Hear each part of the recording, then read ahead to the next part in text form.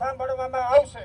નહીતર તમને ખબર છે કે અત્યાર સુધી આપણો માત્ર ને માત્ર શોષણ અને ઉપયોગ જ કરવામાં આવ્યો છે. અમે કોઈના વિરોધી નથી,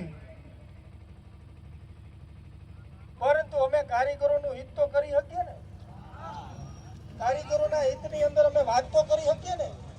કારીગરોના હિતમાં બોલી તો શકીએ ને.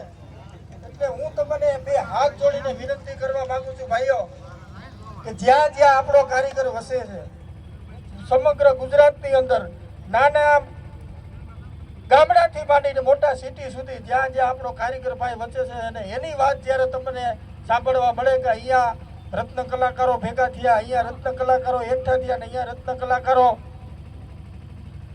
રત્ન કલાકારોએ પોતાની માંગને મજબૂત કરવા માટે હડતાલ ઉપર ઉતર્યા અથવા તો કંઈ પણ થયું, બંધારણીય રીતે એને સપોર્ટ કરવો એ તમારો ધર્મ છે.